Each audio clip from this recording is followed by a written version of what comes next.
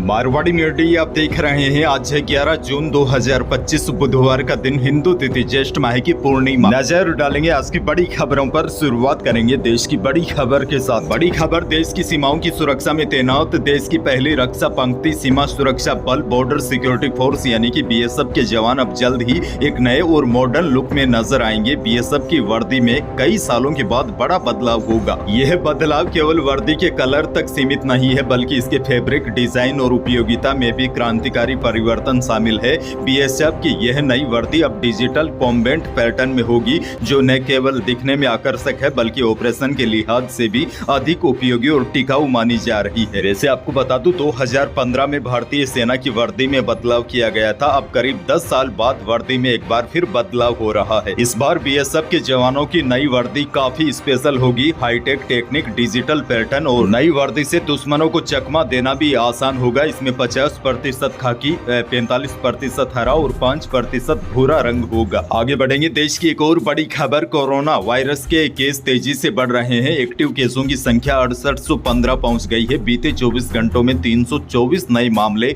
सामने आए हैं। केरल में सबसे ज्यादा 2053 एक्टिव मामले हैं। स्वास्थ्य विभाग के अनुसार कोरोना के नए वेरिएंट से 12 राज्यों में 68 मरीजों की मौत हुई है। आगे बढ़ेंगे, देश की एक और बड़ी खबर। इंदौर के ट्रांसपोर्ट कारोबारी राजा रघुवंशी हत्याकांड में मंगलवार को नया खुलासा हुआ है। पति राजा की हत्या के बाद सोनम रघुवंशी 25 मई को शिलोंग से सिलीगुड़ी के रास्ते ट्रेन से इंदौर पहुंची थी। अपने ही पति की हत्या करने के बाद वह 3 झूठ बोलकर शक के घेरे में आ गई थी। पति की हत्या के बाद सास से बोली मेरा उपवास, लेकिन हकीकत उसने होटल में भरपेट खाना खाया। आगे बढ़ेंगे, देश भर के करोड़ों किसानों के लिए इसी महीने अच्छी खबर आ सकती है। दरअसल पीएम किसान सम्मान निधि की 20वीं किस्त का पैसा इसी महीने में जारी होने की संभावना है। हालांकि आधिकारिक तारीख की पुष्टि होना अभी बाकी है, लेकिन संभावना है 2000 रुपए की अगली किस्त जल्द ही किसानों के खातों में सीधे जमा कर दी जाएगी। कुछ मीडिया रिपोर्ट्स के मुताबिक पीएम किसान की अगली किस्त जारी करने की तारीख 20 जून के आसपास हो सकती है। हालांकि सरकार की तरफ से अभी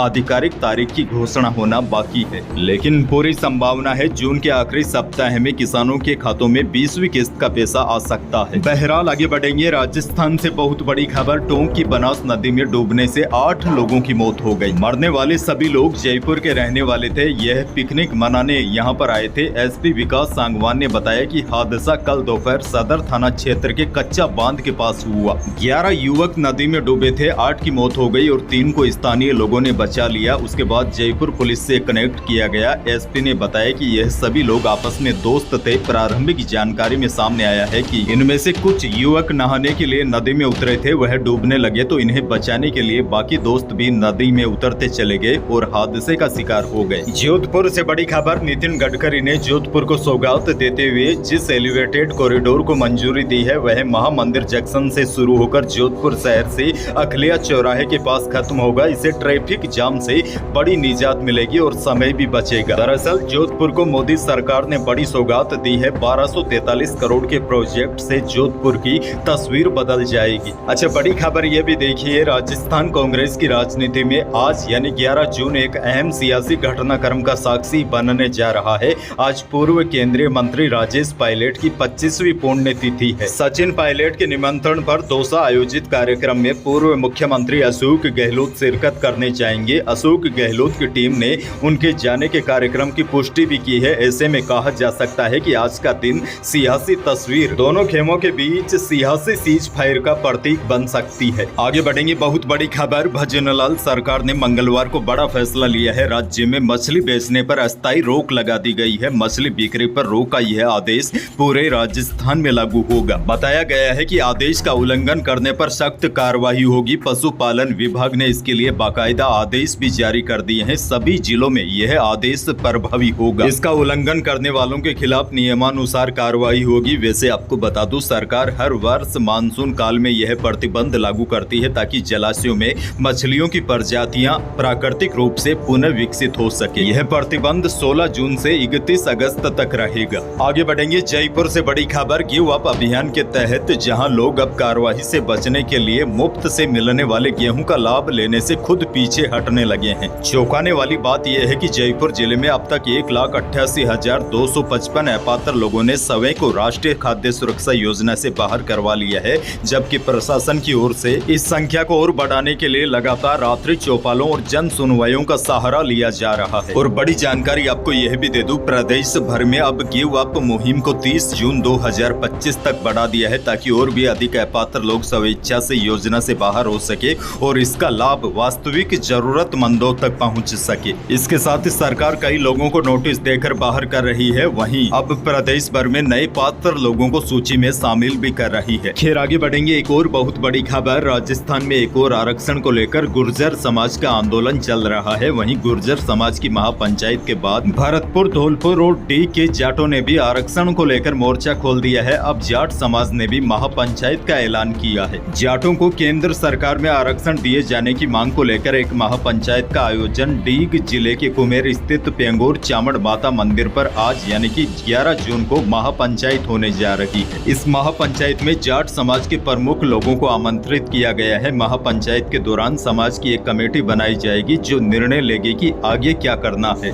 अच्छा देखिए, एक और बड़ी और राहत वाली खबर है। कृषि विभाग से जुड़ी बड़ी और अहम खबर मिल रही है। संकर बाजरा के प्रमाणित बीज के मिनी किट निःशुल्क मिलेंगे। जनजाति उपयोजना क्षेत्र और शहरी क्षेत्र के जनजाति किसानों को यह मिनी किट मिलेंगे। राजस्थान बीज निगम इन किसानों को निःशुल्क बीज आपूर्ति करेगा। किसानों को मिलने वाला प्रत्येक बीज मिनी किट 5 किलो का होगा। एक पात्र किसान को एक ही मिनी किट उपलब्ध होगा। प्रदेश में कुल 8,26,281 मिनी किट उपलब्ध करवाए जाएंगे, लेकिन आपको बता दूं यह मिनी किट केवल जनजाति उपयोजना क्षेत्र और शहरी क्षेत्र के जनजाति किसानों को ही मिलेंगे। सबसे ज्यादा उदयपुर में 1,43,000 किसानों को मिनी किट दिए जाएंगे। आगे बढ़ेंगे, एक और बड़ी खबर, वायदा बाजार की तेजी के असर से जयपुर सराफा बाजार में मंगलवार को चांदी 1,000 रुपए की छलांग लगाकर 1,09,000 रुपए प्रति किलो पहुंच गई। हालांकि इसके विपरीत शुद्ध सोना 100 रुपए कम होकर 98,600 रुपए प्रति 10 ग्राम रहा और जेवराती सोना यानी कि 22 कैरेट सोना भी 100 रुपए फिसल कर